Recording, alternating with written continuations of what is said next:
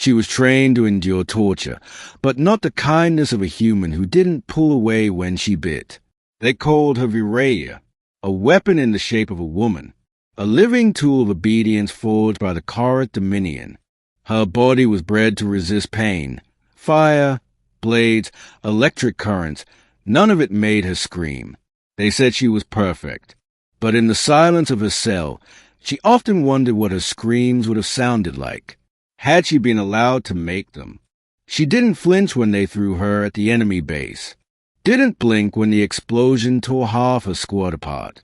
She rose alone, again, and kept moving, until a beam pierced her spine. She fell, breathing, but unable to stand. When she woke again, it was warm, soft, clean. A man was tending to her wounds. She tried to strike him. He caught her wrist, not forcefully, just enough. "You don't have to fight here," he said gently. "You're not in enemy territory anymore." She growled. "Lies. All humans lie." "Maybe, but I'm not going to." He didn't say his name at first, just kept cleaning the burns on her back, the whip marks along her arms, the scars shaped like brands.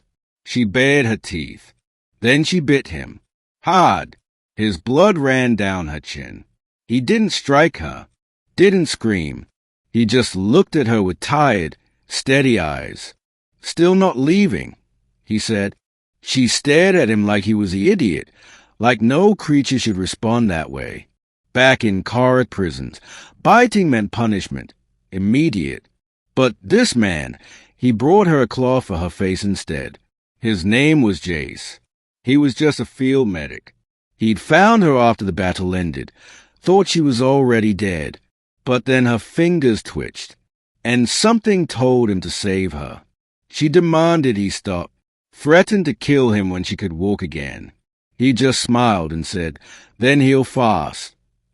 Over the next few days, she tested him. She kicked over his medkits, snapped the water flasks, insulted his scent, his voice, his species. He kept bringing food. He stitched her up slowly, taught her how to move her legs again, showed her how to flex muscles the Dominion never let her use freely. She hated it, and yet she didn't want him to leave. One night, when the winds howled outside the ruined outpost they called shelter, she asked without looking at him, "Why are you still here?" He was boiling root tea on a salvage plate. "Because someone should have been kind to you a long time ago." Her jaw clenched. "That doesn't make sense." "Neither does biting someone who just fed you." She didn't answer, but her eyes softened. Weeks passed. Jace never touched her without asking, never flinched when she snarled, never mocked her scars. She found herself watching him while he slept, confused at how such weakness, softness, could survive war.